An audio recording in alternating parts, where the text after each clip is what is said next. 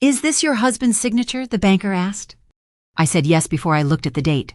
November 1989. I met my husband in November 1996.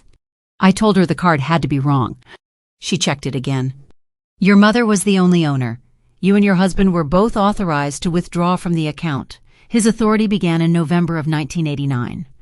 Then she turned to the transaction history. The signature was no longer the impossible part. It was what he had been allowed to do with it. The account held $118,400 on the day my mother died. I had spent the previous week sorting her insurance papers, closing utility accounts, and making lists for the probate attorney. I thought I knew every place Evelyn Carter kept money. I had never seen this account. It did not look like any account she used for herself. There were no groceries, pharmacy charges, or ordinary household bills. The payments appeared in clusters: a motel south of Tacoma, a bus ticket 2 days later, a storage unit, a new electric account, a locksmith. Besides several of them were the initials TG. Thomas Grant. My husband. "Do those initials mean he made the withdrawals?" I asked. "They mean the transactions were completed under his authority," the banker said. "Did any of the money go to him?" "Not in the records I have here." If none of the money had gone to Thomas, why had he hidden the account from me? The banker moved her finger to the final line. A motel payment for $2,730 was still pending. Thomas had brought my mother's death certificate to the bank 3 days earlier and asked how the payment could be completed. That request triggered a review. The bank found my name in the power of attorney on file, then verified through the probate attorney that I was handling the estate before asking me to come in. Until then, the account had remained active and unremarkable for more than 3 decades. "He told you she was dead?" "He gave us the certificate himself. Once we confirmed her death, his authority ended. The account is now on hold for the estate." "So he did not try to take the money?" "I can tell you what the records show," she said. "I can't tell you why he was making the payments." I looked again at this old signature card. Thomas had not walked into the bank pretending my mother was alive. He had walked in expecting the bank to recognize his name. The paper was yellow at the edges, but the signature was the one I had watched him write on our marriage license, our mortgage, and every birthday card he had given me. The first letter leaned forward. The final stroke fell below the line. On my mother's bank record, that familiar signature was 7 years older than our first conversation. My own name appeared in a separate reference to a general power of attorney. I remembered signing it when my mother was 55 and healthy. She had called it sensible planning. I had never used it, and I had never seen Thomas's account agreement. The banker explained the difference in one sentence. "My authority came from my mother's power of attorney. Thomas's came from the account agreement. Neither of us owned the money." "If Thomas had not brought you the death certificate, would you have called me?" "Probably not. The account was active, the statements were being delivered, and the agent was still on file." That was the detail I carried home. Thomas had been one request away from completing another payment without my ever knowing the account existed. He was at the kitchen table when I came in. He had made coffee and placed my cup where he had placed it every morning of our marriage. His reading glasses rested on the condolence cards we still had not answered. For a moment the room looked so ordinary that I wondered whether I could be mistaken about the man sitting in it. Then he saw the bank folder. I set the signature card beside his coffee. He did not ask what it was. "Is that your signature?" "Yes." "You signed this in 1989. "Yes." "We met in 1996. "I know when we met, Nora." "Then tell me how you could withdraw money from my mother's account 7 years before that." Thomas removed his glasses and folded them. He looked at the pending motel payment before he looked at me. "Your mother asked me to help her." "With what?" "There is someone waiting for that motel room." "I did not ask who was waiting. I asked what you were doing with my mother's money." "Nothing went to me." "The bank already told me that. The bank also told me you had access to more than $100,000 I did not know existed." It was Evelyn's money. Every payment I made was for something she requested. Why would my mother give that authority to a stranger? He finally raised his eyes. "Because she met me before you did." Suddenly, that ordinary cup of coffee felt like proof that Thomas could sit across from me every morning while carrying a history I had never been allowed to enter. "Start there," I said. He told me that in 1989 he volunteered one evening a week at an office that helped people with urgent financial and legal problems. My mother had come there for assistance. He would not tell me what she had said or why she had gone. You've had almost 30 years to decide what I'm allowed to know, I said. You're finished deciding. Thomas looked toward the hallway that led to my office. Your mother kept records. Where? In the metal box you brought home from her hall closet. The box he meant was under my desk. I had carried it out of my mother's house 2 days after the funeral. Thomas had watched me place it in the trunk and told me it contained old tax papers. You knew what was inside it? I knew what she used to keep there. And you said nothing. You hadn't slept. I was trying to complete the motel payment before the account was frozen. If the bank had paid it, were you planning to tell me any of this? Thomas looked down at his coffee. No. He could have lied then. The fact that he didn't made the room feel colder. I carried the metal box into my office and closed the door.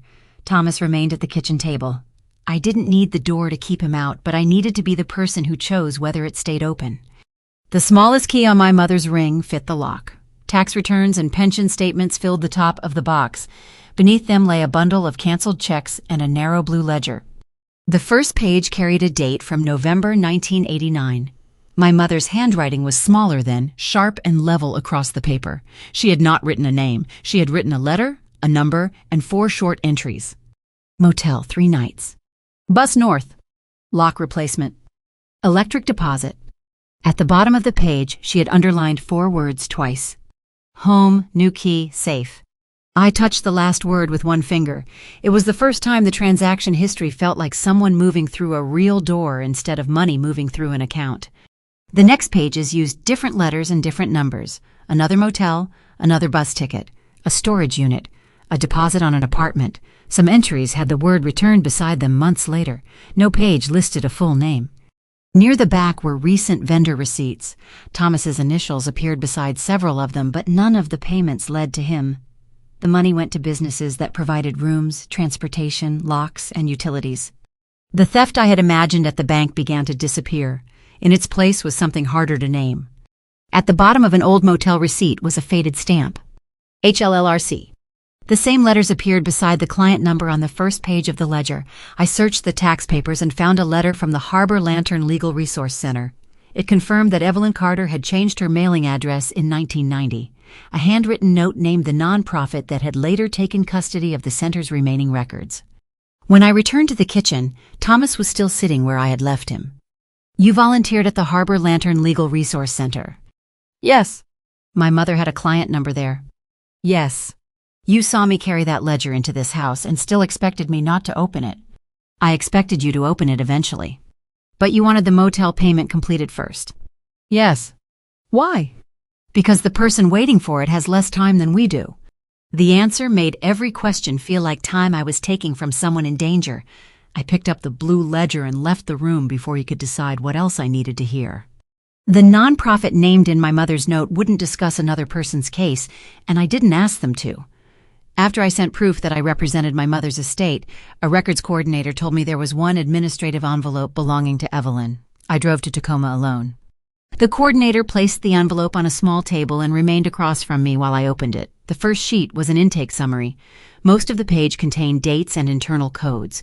Beneath the reason for assistance were 2 phrases. Financial control. Emergency relocation. I put both hands flat on the table. The words did not give me a new memory. They changed the meaning of memories I already had. Raymond, my mother's second husband, opened every envelope that came to their house. He called it keeping things organized. Once, while my mother and I waited for lunch, he stood beside the table and counted cash into her hand. She folded it and placed it in her purse without looking at me. I had smiled as if it were an old-fashioned habit between 2 people who had been married too long. Another time, her car needed a new battery.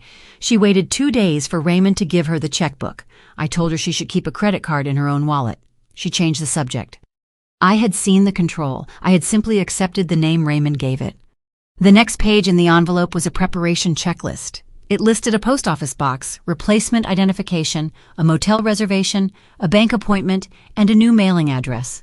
Thomas's initials appeared beside the banking entry. My power of attorney had been signed at a separate appointment in Olympia. His account authority had been signed later in Tacoma. We had not met because my mother had placed us on different sides of the same plan. At the bottom of the intake summary was an instruction. Do not send correspondence to residents. Do not contact adult daughter unless client is no longer able to direct her own affairs. I read the words adult daughter until they stopped looking like a role and began looking like me. My mother had trusted me with the power to act if she became helpless. She had not trusted that telling me the truth would keep her safe. On the drive home, I remembered the first time I visited her new apartment. She had called me after leaving Raymond and said only that she was tired of asking permission to live her own life. I brought 2 boxes of dishes and helped her line the kitchen shelves. A new brass key lay beside the sink. I asked why the lock had already been changed in an apartment she had just rented. She said the landlord was cautious. There was a post office box key beside it. There was a motel receipt in the trash. I saw all 3 things and understood none of them. Thomas was waiting in the living room when I came home. I placed the intake summary on the coffee table. Raymond controlled her money. Thomas nodded. Tell me what you did, not what the office did, what you did. Evelyn could not make a payment without a statement or a canceled check reaching the house. The caseworker arranged the plan. I helped open the account. When your mother approved a bill, I paid the vendor. Did you tell her to leave? No. Did you choose where she went? No. Did you ever use the money yourself? No. Then what were you? Someone who could move her money without sending the evidence back to Raymond. Thomas had not rescued my mother. The plan was hers. The risk was hers. He had performed a narrow task that made her choices possible. I opened the ledger to the first page. The motel, the bus, the new lock, and the electric deposit had paid for the distance between the house Raymond controlled and the apartment where my mother controlled the key. Why did she keep the account after she was safe? Thomas looked at the later codes. Your mother learned that leaving can be the most expensive day in a person's life. The first code was Evelyn. The next appeared months after she had moved into the apartment. Then another. Each code carried the same pattern of urgent, ordinary expenses. A room, a ticket, a lock, a utility deposit. Some payments were returned after the person found work or regained access to money. My mother deposited part of her pension and used the account again. It was still her money. She was paying specific bills, not collecting donations. The account had not stayed open because my mother was still escaping Raymond. It had stayed open because other women were. For a few moments, relief was the strongest thing I felt. Thomas had not taken my mother's money. The initials beside the motel bills did not belong to a thief. They belonged to a man who had helped women reach doors they could lock from the inside. Then I turned to the final pages of the ledger and saw his handwriting growing more common as my mother's became unsteady. You were still doing this after we were married? Yes. How often? Some years not at all. Some years a few times. The calls during Thanksgiving? Sometimes. The mornings you drove her to the bank and told me she was updating a certificate? Once or twice. When you said she needed help with a bill? That was true. Every answer was technically honest. A call from my mother had been a call from my mother. A trip to the bank had been helping her with a bill.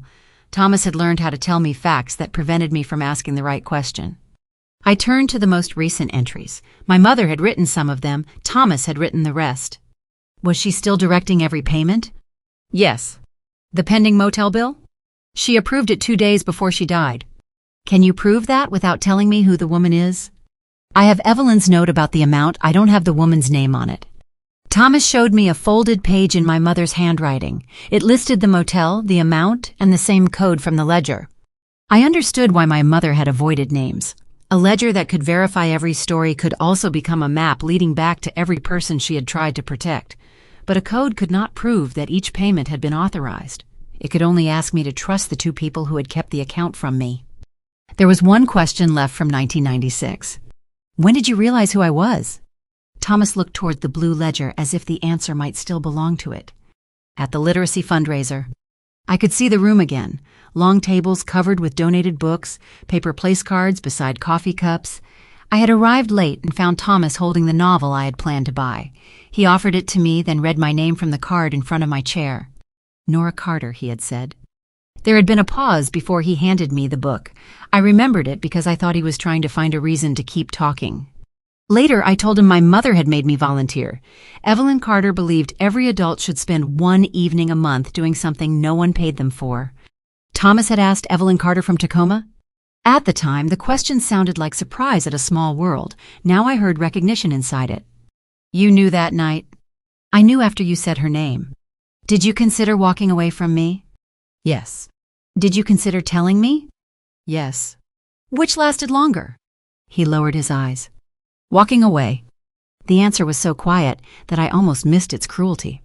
He had spent more time deciding whether to remove himself from my life than deciding whether I deserved the truth inside it. Why did you stay? Because I wanted to see you again. Then I loved you. And because what happened in 1989 belonged to your mother. Did you tell her you had met me? 2 weeks later. What did she say? That if she wanted you to know, she would tell you herself. My mother had a right to keep her own history private. I could not take that from her simply because I was her daughter. But the account had not remained a closed event in 1989. Thomas had continued using it after becoming my husband. He had stood beside me at family dinners, taken Evelyn's calls, and made payments neither of them intended to explain. The secret had moved. It was no longer only hers. Did she ever tell you to hide the account from me after we married? She told me never to identify anyone she helped and never to discuss what Raymond did without her permission. That's not what I asked. No, she never gave me instructions about our marriage. So the silence was your decision. It was the only way I knew to keep my promise to her. You made 2 promises that year, Thomas. His expression changed. One to my mother, I said, one to me. I never took $1. I know. I never used the account for myself. I know that too. Then what are you accusing me of? Choosing the version of my life I was allowed to know. Thomas went to the window. He placed one hand against the frame but did not look outside. I had once trusted the way he solved problems before bringing them to me. When an error appeared on our tax return, he corrected it and told me afterward. When he moved our retirement savings, he showed me the result instead of asking whether I agreed with the route. The outcomes had been good. I had called him dependable. Now I saw the belief beneath the habit. If Thomas could produce the right outcome, he believed he could decide what information everyone else needed along the way. My mother had benefited from that belief. So had I. That did not make it harmless. If the bank had completed the motel payment, would you have told me about the account after the funeral? Thomas remained at the window. No. That night, I slept in the guest room. I didn't believe he would hurt me, and I hadn't decided to leave him. I needed one door between us that I had chosen to close myself. The next morning, a cup of coffee waited outside the door with the telephone number of his attorney. Beneath it, Thomas had written that the motel reservation would be released on Friday. Even in an apology, he had left me a deadline he wanted solved. I called the probate attorney. She had reviewed the bank records and the blue ledger. She reduced the problem to 3 facts. $46,200 in recent payments could not be independently verified. I could accept Thomas's accounting only if I had an honest basis to do so. If I refused, Thomas would have to restore the money, or the women behind the codes might have to come forward and prove where it went. Can their identities be protected? I asked. We can limit what we request and ask for sensitive information to be handled carefully, she said. I cannot promise that no one will ever have to identify herself. When I ended the call, Thomas was standing in the hallway. $46,200, he said. Every one of those payments was authorized. Then give the attorney enough evidence to verify them. Some evidence creates a trail, he said. One woman still lived near the man she escaped. Another had never told her children. He stopped before giving me anything more. How do you know that? Your mother kept contact with some of them. After she became too weak to manage the calls, I did. The account had not simply followed Thomas into our marriage. The people behind it had too. I'm not asking for their names, I said. I'm asking how I can sign an accounting for payments I never knew existed. Thomas said nothing. 2 days later, he placed an affidavit on my desk. His attorney had prepared it from information Thomas supplied. The document correctly said my mother owned the account. It correctly said Thomas acted as her agent. Then it asked me to swear that I had known about the disputed payments when they were made, that I had approved them, and that each one had been made at my mother's express direction. I read the paragraph twice. This is false. The payments were authorized, Thomas said. That's not what this says. It says I knew about them. The affidavit gives the estate a basis to accept the accounting without attaching names. Did you tell your attorney I had never heard of the account until the bank called? He hesitated. Did you tell him? Not in those words. The paper did not ask me to steal. It did not ask me to expose anyone. It asked me to convert Thomas's certainty into my sworn memory. You made these payments without telling me, I said. Now you want me to say I knew so our retirement money will not be used to replace them. I want you to protect what your mother built. My mother built a way for people to leave. She did not build this affidavit. Thomas pressed his fingertips to the edge of the desk. For the first time since I left the bank, he looked frightened rather than guarded. If the accounting failed, women could be asked to reopen histories they had spent years closing. We could lose money intended for our old age. He could also lose the version of himself in which every silence had been justified by someone else's safety. His telephone rang. He looked at the screen but did not answer. The motel? Yes. How long does she have? Until Friday morning. It was Wednesday afternoon. I called a licensed nonprofit recommended by the probate attorney. A case manager spoke directly with the advocate who knew the woman and with the motel. She called me back before dinner. She could not give me a name or a history. She could confirm that the need was genuine, the amount was reasonable, and the room would be lost if payment did not arrive.